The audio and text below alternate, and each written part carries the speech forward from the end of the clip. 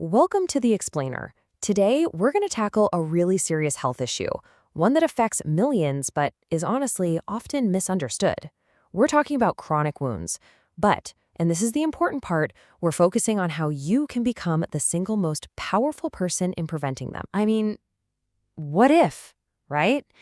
It almost sounds like a superpower. But this isn't science fiction. It's the real power of prevention and the knowledge you need to wield it. Well, that's exactly what we're getting into right now. So here's our game plan. It's super straightforward. First, we'll talk about the power of prevention itself.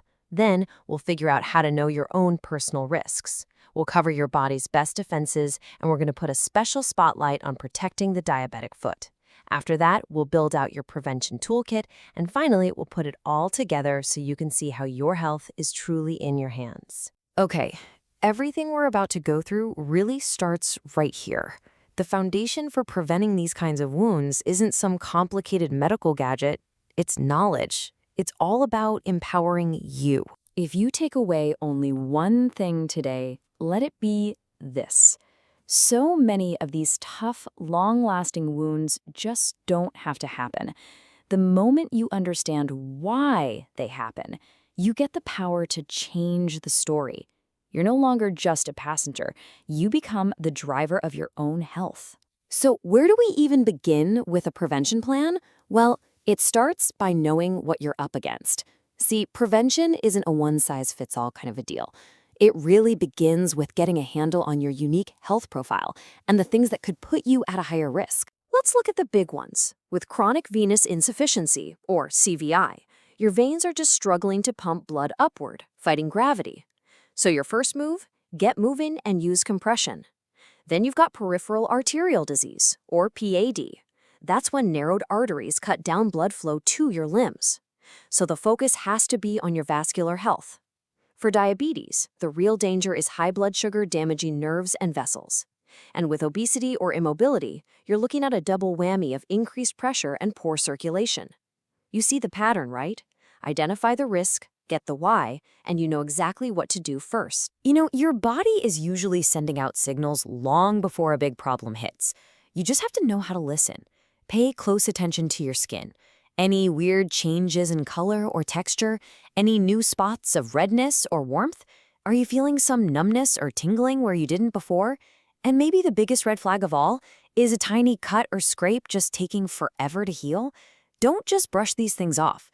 They're your body's early warning system, and it's screaming for your attention. All right, so knowing the risks is one thing, but now, how do we actually build up a strong defense? Turns out it really boils down to three fundamental pillars that all work together to protect you, basically from the inside out. Just think of these three as a totally interconnected system.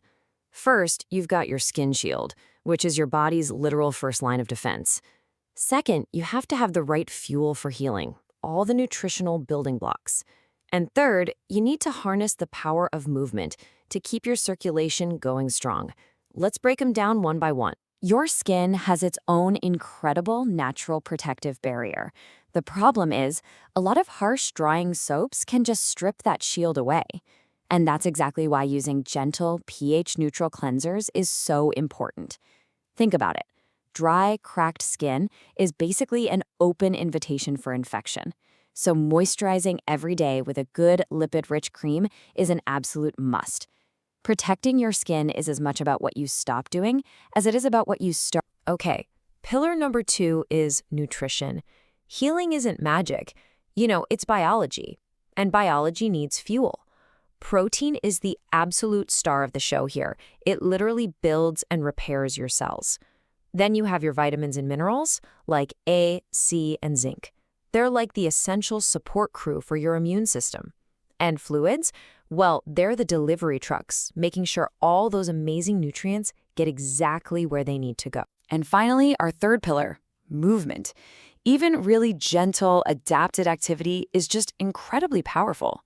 Every single step you take helps pump blood back up your legs, it pushes oxygen into your tiniest blood vessels, it cuts down on swelling, and it takes the pressure off your lower limbs. The real enemy here is just sitting or standing still for too long. The goal is simple. Keep things flowing. All right, now we have to zoom in on one area that is particularly high risk, the diabetic foot. For anyone living with diabetes, paying close attention to your feet isn't just a good idea, it is an absolutely non-negotiable part of your daily routine. So why all this focus? Because diabetes can create a real perfect storm. First, you have nerve damage or neuropathy. That means you might not even feel a tiny cut or a pebble in your shoe. At the very same time, you have poor blood flow or ischemia, which means if you do get an injury, your body has a really hard time healing it.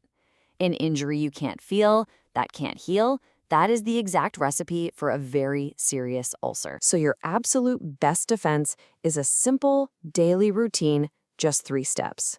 1, inspect. Every single day, look over your feet. Use a mirror if you have to. 2, clean. Wash them gently, and this part's critical, dry them completely, especially between your toes. And 3, protect. Moisturize the skin, but please, leave the tricky stuff like cutting nails or dealing with calluses to a professional podiatrist. And that protection absolutely extends to your shoes. The right footwear isn't a luxury, it's a medical necessity. Go get professionally fitted.